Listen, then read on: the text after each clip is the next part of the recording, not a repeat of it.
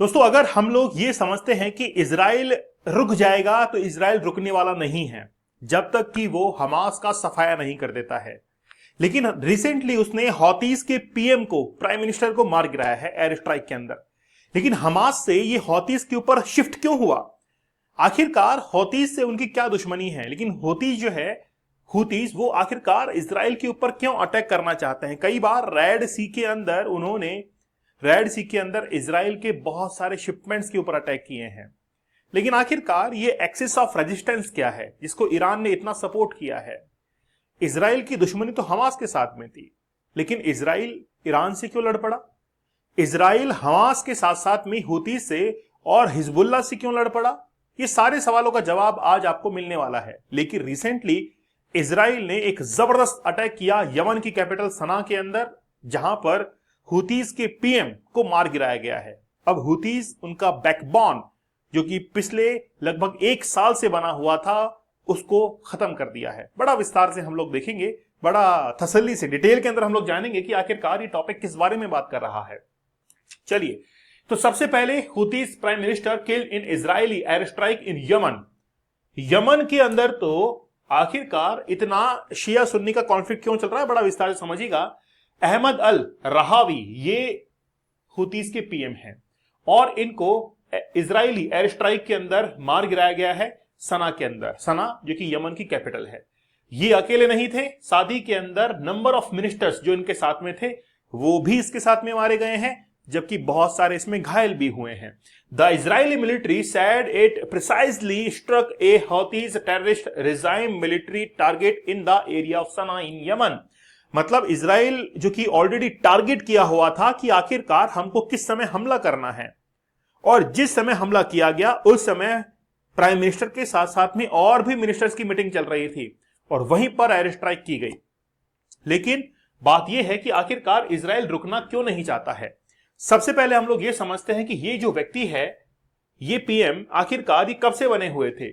Since अगस्त 2024, लगभग 1 साल बीत चुका है। और 1 साल पहले एज ए पीएम इनको अपॉइंट किया गया था और इनको इजराइल के द्वारा हाल ही में टारगेट किया गया है, क्योंकि वहां पर एक वर्कशॉप आयोजित की जा रही थी, कंडक्ट की जा रही थी और वहीं पर एयर स्ट्राइक की गई। आप लोग पीछे जो है वो एक फोटो देख सकते हैं। बताइए कौन है इस फोटोग्राफ्स के अंदर? बड़ा फेमस है और इसको भी मार गिराया गया है। बताइए कौन है ये? He is the most senior official known to have been killed in the Israeli air strike. अब देखिए, गाजा के अंदर हमास है, ठीक है। 7 अक्टूबर 2024 की वो घटना, जिस समय जो नोवा म्यूजिक फेस्टिवल था, उस समय हमास ने अटैक किया था इजराइल के अंदर। बहुत सारे लोग उसके अंदर मारे गए थे और बहुत सारे लोगों को किडनैप कर लिया गया था। आज भी बहुत सारे इजरायली नागरिक हमास के पास में किडनैप हैं। इजराइल में इस बात को लेकर आंदोलन चल रहा है कि इजराइल के जो पीएम हैं बेंजामिन नेतन्याहू, वो आखिरकार हमास के पास में जितने भी इजरायली नागरिक हैं उनको छुड़वाते क्यों नहीं हैं? क्या वो हमास के साथ में कोई सीज फायर नहीं कर सकते, जिससे कि जितने भी इजरायली नागरिक हैं और उनके फैमिली मैन्स हैं, फैमिली के जो लोग हैं, फैमिली मेंबर्स हैं, वो वापस आ सकते हैं? लेकिन बेंजामिन नेतन्याहू ने ये कहा कि हम लोग पीछे नहीं हट सकते हैं, हम लोग हमास को सफाया करके, उनको खत्म करके ही सांस लेंगे। दोस्तों, डीप वर्क बड़ा जबरदस्त है और इस कोर्स को हमने बहुत अच्छी तरीके से किया है। बहुत सारे स्टूडेंट्स ने, बहुत सारे बिजनेसमैन ने इसका फायदा उठाया कि व्हाट इज डीप वर्क। क्या आपको फोकस और कंसंट्रेशन से जो आपने मंजिल को सोचा है वो मिल जाएगी? डेफिनेटली। लेकिन आप लोग इन 30 टेक्निक्स को यूज करके डेली 9 PM पर हमारी लाइव क्लास चलती है, उसको ज्वाइन कीजिए और इन टेक्निक्स को अपनाइए। अगर वाकई में आप लोगों के अंदर पावर है तो आप 75 डेज का हार्ड चैलेंज एक्सेप्ट कीजिएगा। Today's challenge tomorrow's achievement. अगर आज आप चैलेंज लेते हैं, कल आपके लिए वो अवसर बन के आएगा, कल वो आपको चेंज करेगा। तो टुडेज चैलेंज टुमारोज चेंज, ठीक है। चलिए, इस मैप को आप लोग देखिए।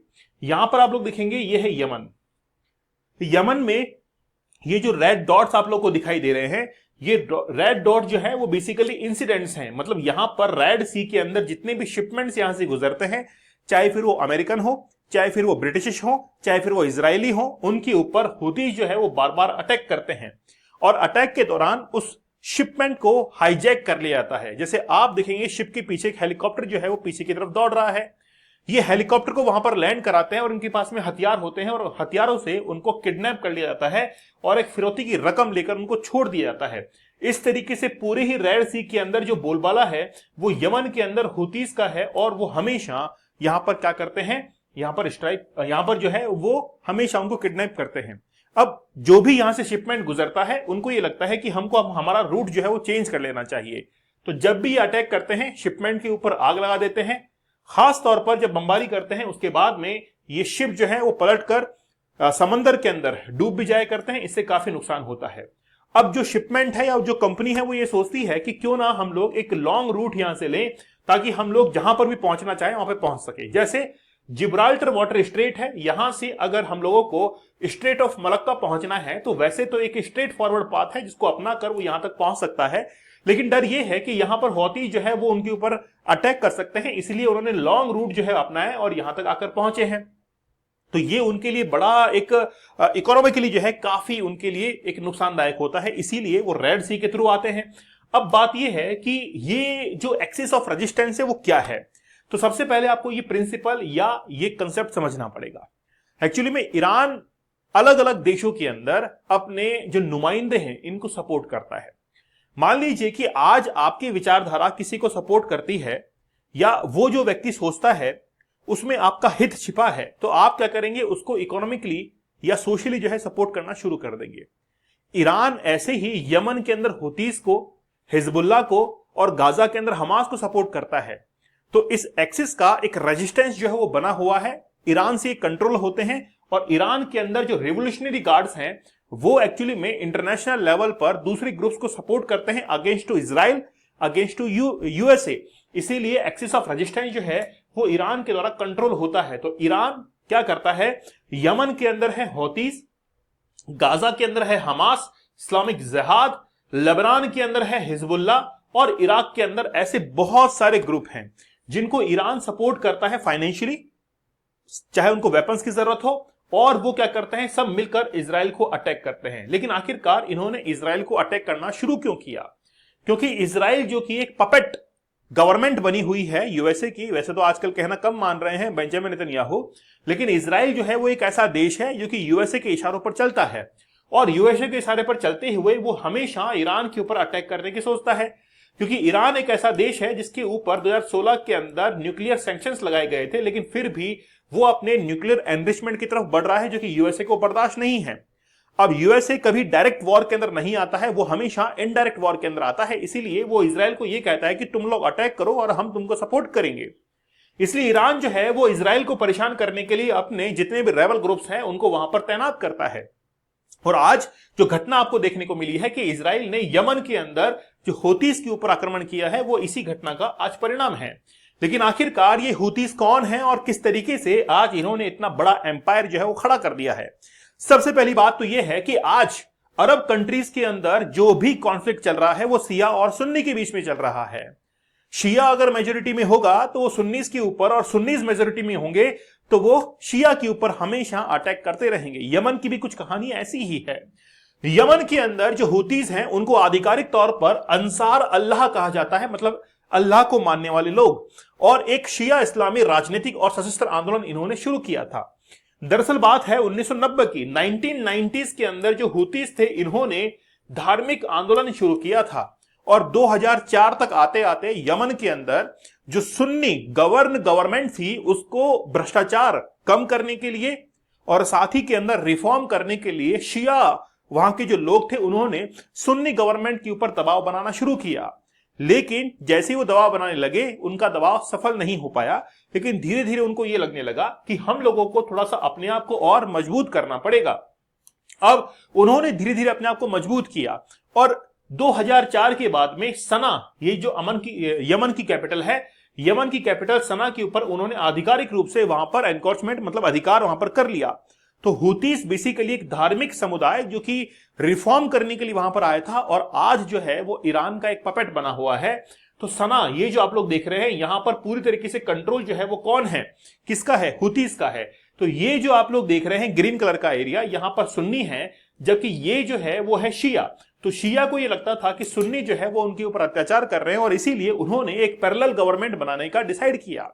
आज भारत देश के अंदर अगर हम लोग देखें कि रेड कारपेट, तो रेड कारपेट जो कि नक्सलिज्म है, नक्सलिज्म एक्चुअली में पैरेलल गवर्नमेंट को रन करते हैं। अगर कल को मान लीजिए कि वो जो नक्सलिज्म है वो दिल्ली तक पहुंच जाए और वहां पर आकर अपना ही एक अलग जो है गवर्नमेंट को रन करने लगे, साथ ही में वो इंटरनेशनल रिलेशंस को मेंटेन करने लगे। आज जो नक्सलिज्म है इसको सपोर्ट कौन करता है? चाइना करता है, बांग्लादेश करता है, पाकिस्तान करता है, क्योंकि उनको पता है कि हमने अगर नक्सलिज्म को यहां पर सपोर्ट किया, इनको वेपन सप्लाई किए, तो इंडियन गवर्नमेंट को ये परेशान करेंगे। ठीक वैसा ही यहां पर भी है। इसी तरीके से जो है वो यहां पर भी कुछ चल रहा है। तो एक्चुअली में अब जो है इनके ऊपर अटैक होना शुरू होता है। अब इजराइल जो है वो इनको खत्म करने के लिए हर संभव प्रयास करता है। अब एक्चुअली में इनका ये मानना था कि जो वेस्टर्न कल्चर है, मतलब हुतीज का ये मानना था कि ये जो वेस्टर्न कल्चर है जो कि यूएसए ने, ब्रिटिश ने, साथ में इजरायली ने यहां पर जो फैलाया है, इसको हम लोग खत्म करना चाहते हैं और इसके लिए वो हमेशा इनके ऊपर अटैक करते रहते हैं।